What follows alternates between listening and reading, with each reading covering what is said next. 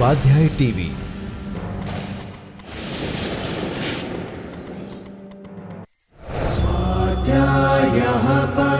Doctor Baba Saheb Ambedkar open university.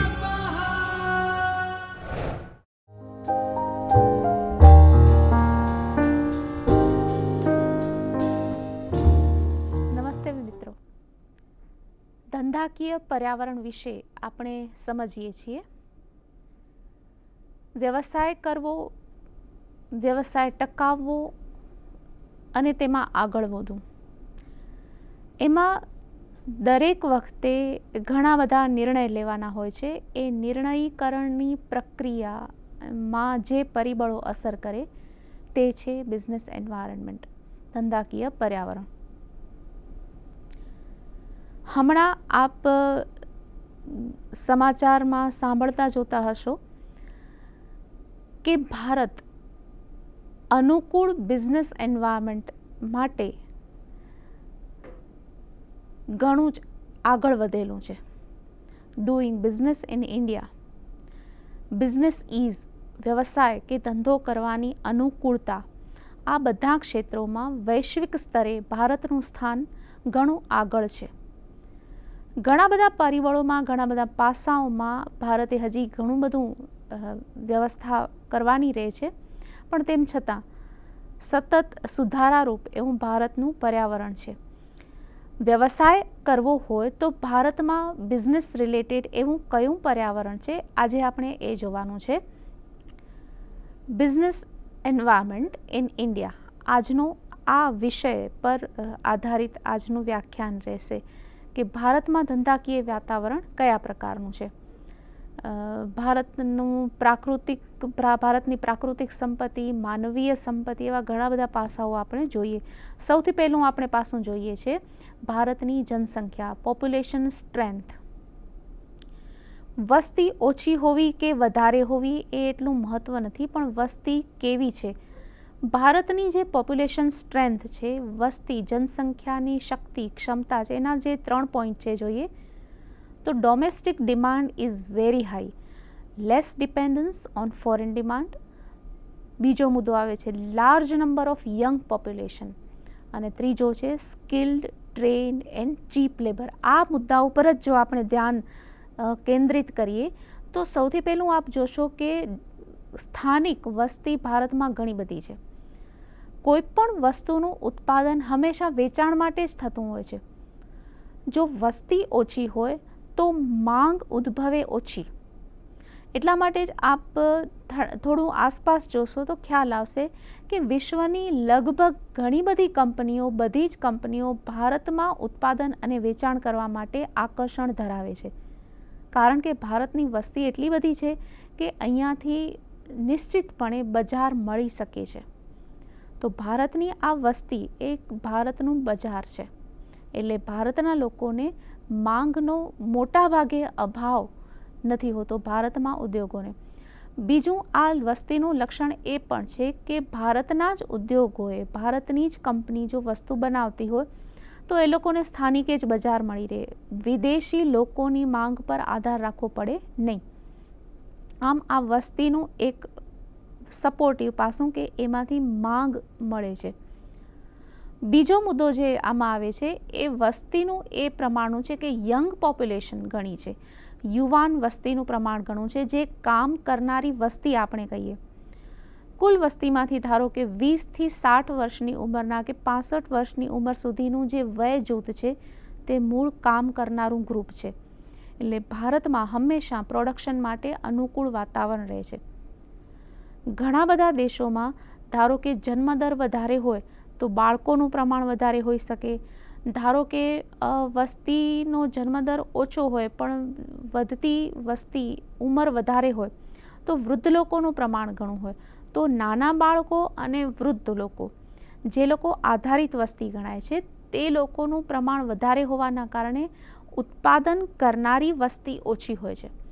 પણ ભારતમાં એક સાનુકૂળ પરિસ્થિતિ એવી છે કે ભારતમાં યુવા લોકોનું, એટલે કે કામ કરનારું વય જૂથ 20 થી 60 વર્ષ, 65 વર્ષ સુધીનું વય જૂથના લોકો ઘણા બધા છે।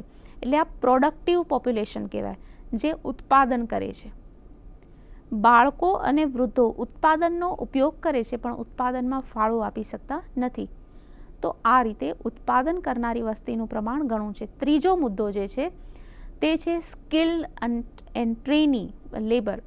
તાલીમ પામેલા ભારતમાં શિક્ષણનું પ્રમાણ, તાલીમનું પ્રમાણ, કૌશલ્ય આધારિત શિક્ષણ આપતી સંસ્થાઓ, આ બધાનો વિસ્તાર છે.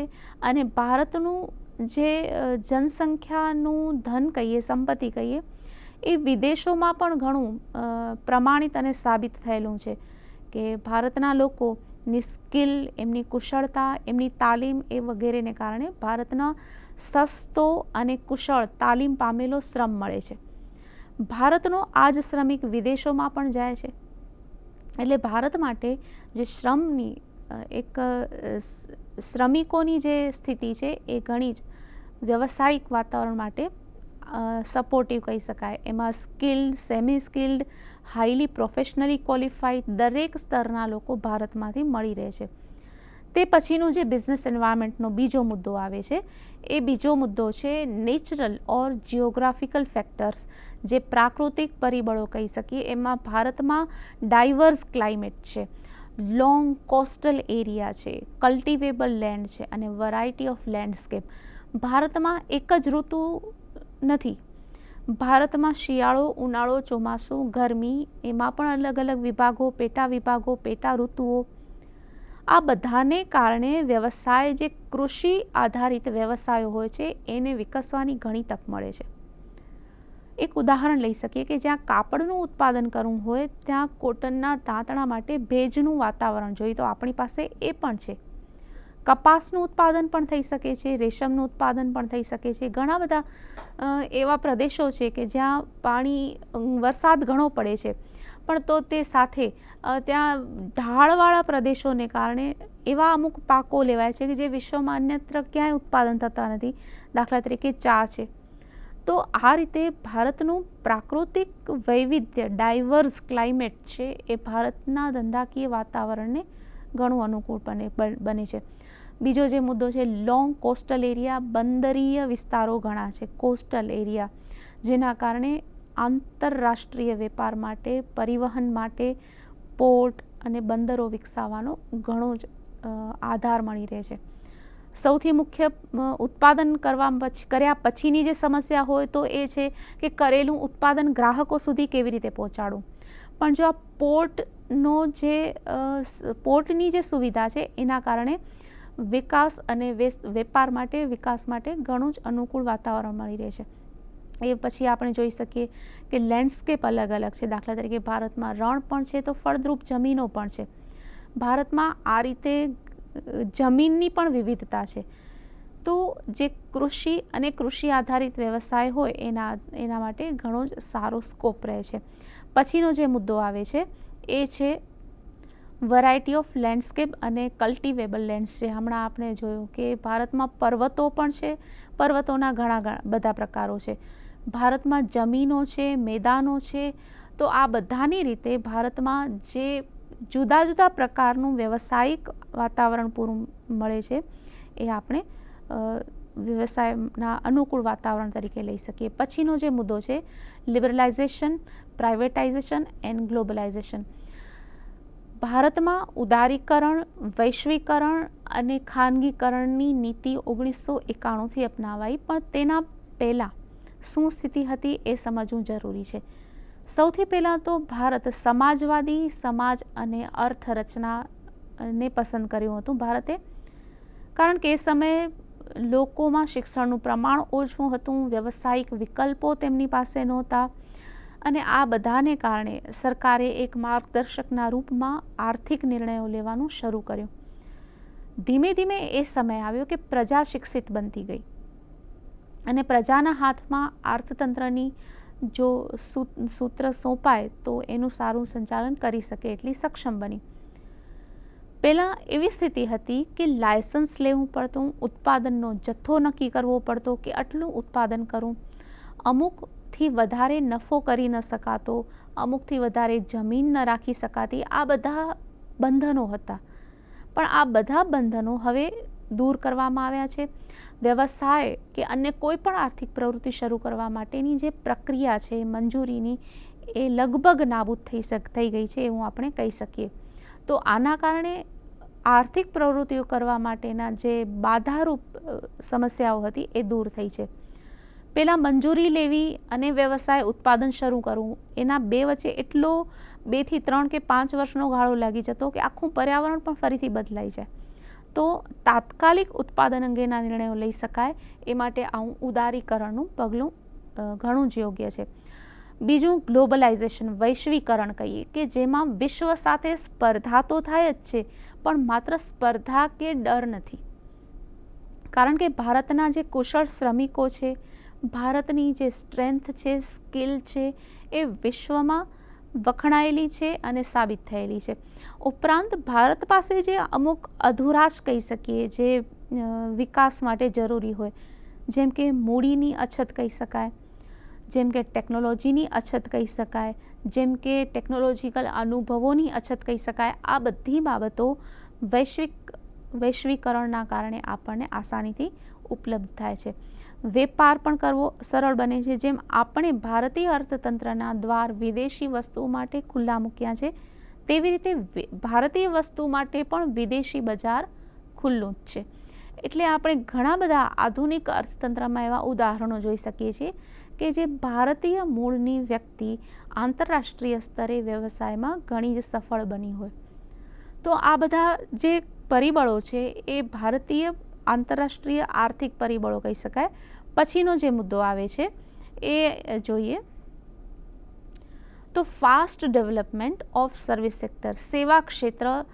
જેમ જેમ આર્થિક વિકાસ થતો જાય તેમ તેમ ટ્રાન્સપોર્ટેશન, કોમ્યુનિકેશન, શિક્ષણ, સ્વાસ્થ્ય, બેન્કિંગ, સમૂહ માધ્યમો, હોટેલ ઇન્ડસ્ટ્રી આ બધાની અત્યંત જરૂર પડે છે. એ આ સપોર્ટિવ જે આધારરૂપ કહી શકાય એવું વાતાવરણનો વિકાસ થયો છે. અને પાંચમો મુદ્દો છે major contribution of infrastructure services in spread of economic activities. આ આધારભૂત માળખાકીય જે સેવાઓની સુવિધા છે એ આર્થિક વિકાસ માટે સપોર્ટિવ ગણી રહી છે. ધારો કે વસ્તુનું ઉત્પાદન કરવું છે અથવા તો પાસેના વિસ્તારમાંથી શ્રમિકોને બોલાવવા છે તો આના બધા માટે ટ્રાન્સપોર્ટેશન, કોમ્યુનિકેશન, સમૂહ માધ્યમોનો વિકાસ આ બધું અત્યંત જરૂરી છે. અત્યારે પ્રો ઇકોનોમિક ડેવલપમેન્ટ જે નીતિઓ બની છે એના કારણે ભારતમાં વ્યવસાય કરવું ઘણું આસાન બન્યું છે. પછીનો પોઈન્ટ આવે છે ઇન્ક્રીઝ ઇન ફોરેન ટ્રેડ.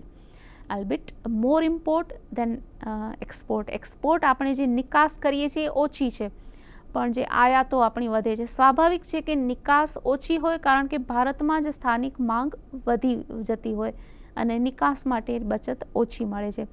પણ આયાતો વધી છે. આયાતો વધી છે એના કારણે એને બે પાસાએ જોઈ શકાય. એક તો આપણે આયાતી ખર્ચ વધી ગયું છે એટલે ભારતમાંથી નાણાકીય સાધનો બહાર જાય છે. પણ આપણે એમ કહી શકીએ કે જે બહારથી આપણે અમુક મધ્યવર્તી વસ્તુઓ છે, મશીનરી છે એ બધી મંગાવીએ છીએ એના કારણે વિકાસ વધ્યો છે. આર્થિક પ્રવૃત્તિઓ વધી છે એટલા માટે ઇમ્પોર્ટ પણ વધ્યું છે. તે પછીના મુદ્દામાં આવે છે improvement in living standard of people and national income increase. આવક વધી છે, ભારતના લોકોની આવકમાં વધારો થયો છે. આવક વધે તો પ્રજાની ખરીદી વધે. લોકોની ખરીદી વધે એ વ્યવસાય અને ઉત્પાદન ક્ષેત્ર માટે આવકનો સ્ત્રોત ગણાય. લોકોની આવક ઓછી હોય એ વિસ્તારોમાં આર્થિક પ્રવૃત્તિ વિકસી શકે નહીં. ઉત્પાદન હોય પણ કોઈ ખરીદે નહીં. ઉત્પાદન કરવા માટે સ્કિલ્ડ શ્રમિકો કેવી રીતે મળે જો લોકો પોતાના બાળકોના શિક્ષણ પાછળ ખર્ચ ન કરી શકતા હોય અથવા તો સરકાર તરફથી ખર્ચ ન કરવામાં આવતો હોય. આ બધા જ પરિબળો અને પાસાઓ ચકાસીએ તો અત્યારે રાષ્ટ્રીય આવક વધી છે, મધ્યમ વર્ગનો વિકાસ થયો છે અને થઈ રહ્યો છે. એ બધાના કારણે વસ્તુની માંગમાં વધારો થાય છે. આ બધા જ અનુકૂળ પરિબળ છે બિઝનેસ એન્વાયરમેન્ટમાં. અને એના પછીનું પરિબળ છે પબ્લિક પ્રાઇવેટ પાર્ટનરશિપ. ભારતમાં અત્યારે માત્ર ખાનગી ક્ષેત્રમાં વિકસતા હોય એવા ઉદ્યોગો નથી કે નથી માત્ર જાહેર ક્ષેત્રમાં વિકસતા હોય એવા ઉદ્યોગો. અહીંયા ઘણી જગ્યાએ આપણે પબ્લિક અને પ્રાઇવેટ, ખાનગી અને જાહેર સરકારી ક્ષેત્રની પાર્ટનરશિપ જોઈએ છીએ. ચાહે ઇન્ફ્રાસ્ટ્રક્ચર ડેવલપમેન્ટ હોય, હેલ્થ, ટ્રાન્સપોર્ટેશન, એજ્યુકેશન કે બેન્કિંગ અને કોઈ પણ બાબત હોય, એમાં સરકાર અને પ્રજા બંનેનું કોલેબોરેશન, બંનેનું પાર્ટનરશિપ છે. એક સમય હતો કે જ્યારે ભારતને સ્વતંત્રતા મળી, એ 20મી સદીનો પૂર્વાર્ધ હું આપને વાત કરું છું, એ સમયની સ્થિતિ અને અત્યારે 21મી સદીનો પૂર્વાર્ધ, એમાં ઘણો જ મોટો તફાવત છે. પ્રજાનું શિક્ષણ, પ્રજાના શિક્ષણનું સ્તર, સરકારની સક્રિયતા અને પ્રજાલક્ષી કાર્યો, એમાં સફળતા, આ બધાને કારણે ભારતીય અર્થતંત્ર ઘણું જ વિકાસને લાયક બન્યું છે, અથવા તો આર્થિક પ્રવૃત્તિઓ માટે અનુકૂળ વાતાવરણ પૂરું પાડે છે, એમ આપણે કહી શકીએ. તો જે સ્થિર સરકાર કહી શકાય કે બોર્ડરના પ્રશ્નો કહી શકાય, સરહદો પરના પ્રશ્નો, એ બધું હોવા ઉપરાંત ભારતમાં ઘણું જ અનુકૂળ વાતાવરણ આપણે જોઈ શકીએ છીએ. તે પછી ભારતમાં કયા પ્રકારની આર્થિક પદ્ધતિ છે એના વિશે એક નજર કરીએ તો મિક્સ્ડ ઇકોનોમી છે, સ્થિર સરકાર છે, ગ્રોથ રેટ ઊંચો છે અને વ્યાજનો દર પણ જે દરેક સ્થિતિ પ્રમાણે હોય, વ્યાપાર ચક્રો પ્રમાણે નક્કી કરવામાં આવે છે. આર્થિક પદ્ધતિ એ મિશ્ર અર્થતંત્ર છે. મિશ્ર અર્થતંત્ર એવી સ્થિતિ હોય છે કે જેમ હમણાં આપણે એક પહેલા મુદ્દામાં જોયું કે પબ્લિક એન્ડ પ્રાઇવેટ પાર્ટનરશિપ. સમાજવાદી અર્થતંત્ર હોય તો સંપૂર્ણ નિયંત્રણ સરકારના હાથોમાં હોય. જો મૂડીવાદી અર્થતંત્ર હોય તો સરકારનો કોઈ હસ્તક્ષેપ જ ન હોય. પણ મિશ્ર અર્થતંત્ર એવું રહ્યું છે કે જેમાં વ્યવસાયને લગતી કોઈ પણ પ્રવૃત્તિમાં ખાનગી ક્ષેત્રને સહાય કે સહકાર આપવા. તો મિશ્ર અર્થતંત્રને કારણે સાર્વજનિક એટલે કે જાહેર ક્ષેત્રનું અસ્તિત્વ તો છે, પણ ખાનગી ક્ષેત્ર પણ પોતાનું અસ્તિત્વ ધરાવે છે અને બંને સાથે મળીને કામ કરે છે. સરકારની સ્થિરતા હોય તો વ્યવસાયને અનુકૂળ વાતાવરણ ઊભું થાય અને તે ઉપરાંત GDP growth rate, rate of interest એ જે તે સમયની સ્થિતિને અનુકૂળ અને આધારિત હોય છે. તો ભારતીય અર્થતંત્રનું પર્યાવરણ વ્યવસાય માટે કેવું અનુકૂળ છે કે નહીં?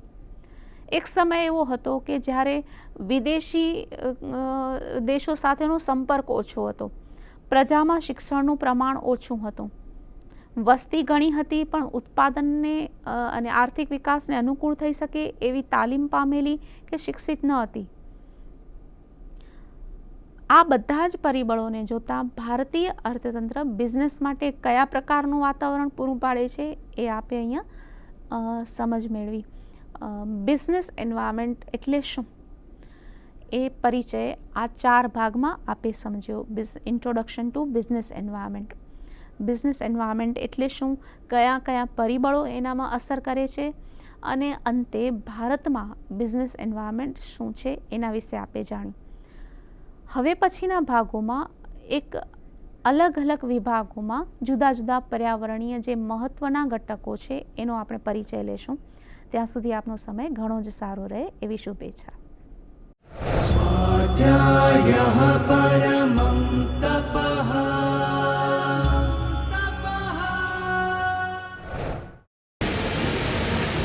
સ્વાધ્યાય ટીવી